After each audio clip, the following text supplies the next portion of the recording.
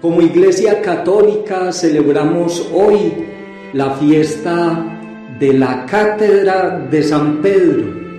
Con este término, cátedra, entendemos la sede, la silla, el lugar desde donde el Papa nos preside en la fe y ejerce su autoridad. Al celebrar esta fiesta, reconocemos la importancia de San Pedro y de sus sucesores en la Iglesia. Esta posición de Pedro dentro de la Iglesia no ocurre por decisión humana. Esta posición de Pedro dentro de la Iglesia se da por voluntad del mismo Jesús, que a Pedro le dijo: tú eres Pedro, y sobre esta piedra edificaré mi iglesia. Jesús no deja de sorprenderme. Cada que lo contemplo en los evangelios me deja sin palabras. Hoy, al verlo depositar toda su confianza en Pedro, me sorprende, pues elige a un hombre lleno de debilidades humanas. Ningún consejo de administración de una empresa seria y que se espera que perdure en el tiempo pone al frente de la gerencia a un hombre como el que Jesús puso al frente de su naciente iglesia. Sin embargo, a Jesús le pareció bien confiarle el cuidado de la iglesia a Pedro. Asimismo, a Jesús le pareció bien elegir en nuestros días a su santidad Francisco como sucesor de Pedro. Y aunque algunos cardenales y obispos y fieles no estén a gusto con este sucesor de Pedro, y hasta se han atrevido a pedirle que renuncie, y hasta se han atrevido a declararse en contra de él, sin embargo, si a Jesús le pareció bien que en nuestros días el cuidado de la iglesia esté en manos de nuestro amadísimo Padre Francisco, es porque está bien. Hace poco más de 2000 años, Jesús puso a Pedro al frente de su iglesia. Esa cátedra de Pedro hoy se la ha confiado legítimamente a nuestro amadísimo Santo Padre Francisco. Por tanto, en este momento es Él, el Santo Padre, y nadie más, quien tiene en la iglesia la última palabra, con la que ha de garantizar que las enseñanzas del Evangelio no se alteren ni se contaminen con el error. Esta autoridad que el Santo Padre tiene no es un beneficio que Él mismo se buscó, no es un beneficio que Él mismo se concede. Esta autoridad emana, esta autoridad proviene de aquella autoridad que Jesús le concedió a Pedro, de quien el Santo Padre es hoy sucesor. Así que no es arbitrariedad, esa autoridad es recibida, y además esta autoridad en la enseñanza está respaldada por la asistencia especial del Espíritu Santo. Por esta razón podemos confiar con absoluta certeza en la infalibilidad del Papa, es decir, en que lo que Él nos enseña está libre del error y libre de alguna equivocación. No obstante, conviene hacer una aclaración. Cuando hablamos de infalibilidad del Papa, no significa que todo lo que el Papa diga está libre de error. No, lo que quiero decir es que cuando el Papa se pronuncia para definir solemnemente una verdad de fe ex cátedra, se pronuncia de manera especial bajo la asistencia del Espíritu Santo, y es ahí cuando es infalible, libre de error o equivocación alguna en su enseñanza. En sus demás pronunciamientos no aplica la absoluta infalibilidad, pues como hombre puede equivocarse. De lo anterior viene la importancia de saber diferenciar entre lo que es el magisterio ordinario y el magisterio extraordinario de la Iglesia. Llamamos magisterio extraordinario de la Iglesia a aquellas enseñanzas que acontecen cuando el Papa hace una definición de fe solemne ex cátedra. Por ejemplo, la definición de un dogma. Pero distinto al magisterio extraordinario está el magisterio ordinario. El magisterio ordinario es lo que enseña el Papa por medio de sus encíclicas y demás documentos. Y en estos casos no se considera que su enseñanza sea absolutamente libre de error.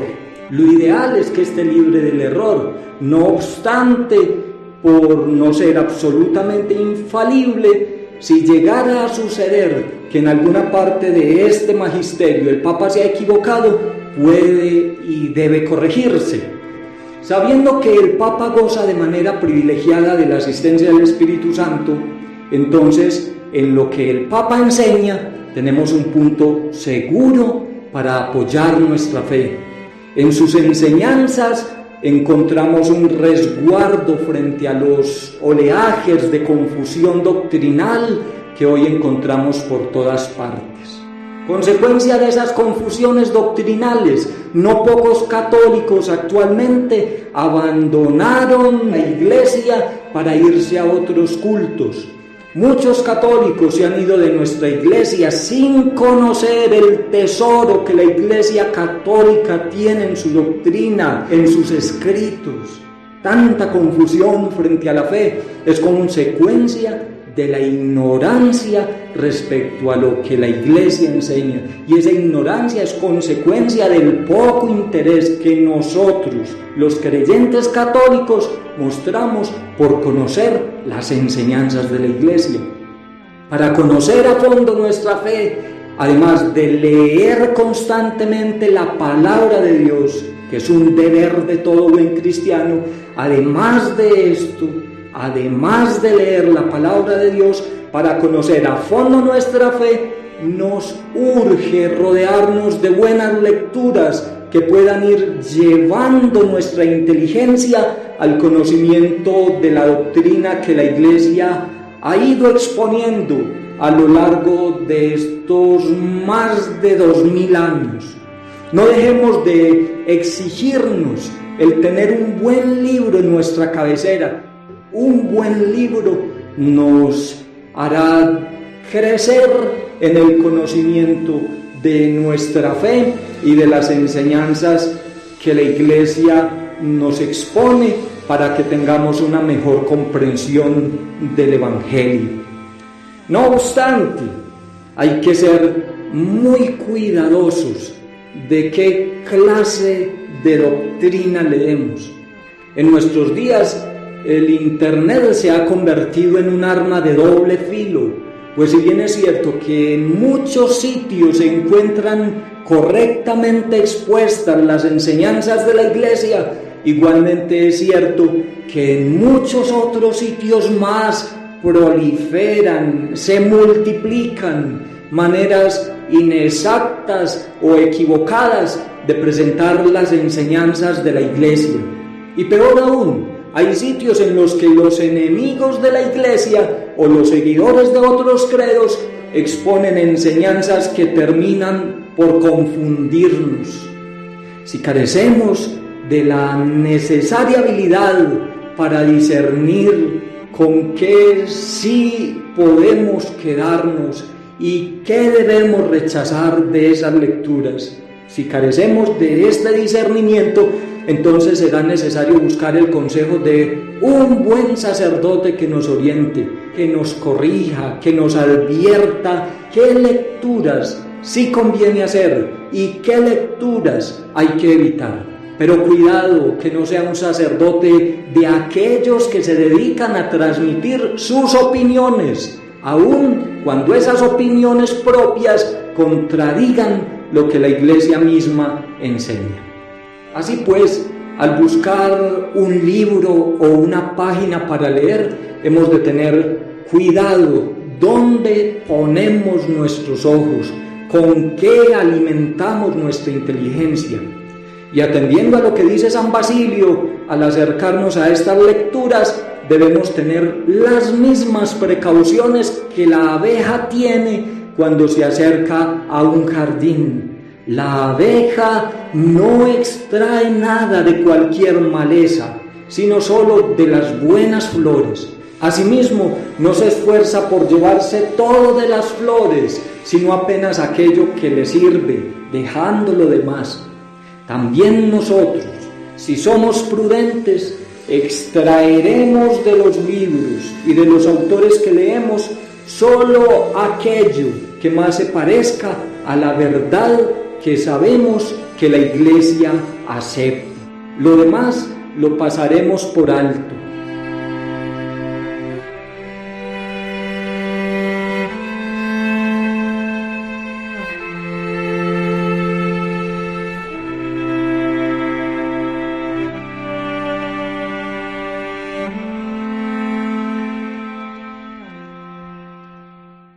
Un buen sacerdote que nos oriente, que nos corrija, que nos advierta qué lecturas sí conviene hacer y qué lecturas hay que evitar.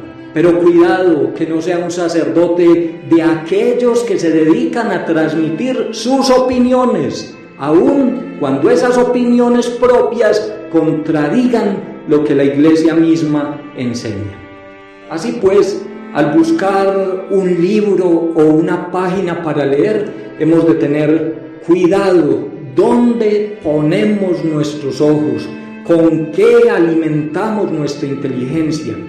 Y atendiendo a lo que dice San Basilio, al acercarnos a estas lecturas, debemos tener las mismas precauciones que la abeja tiene cuando se acerca a un jardín.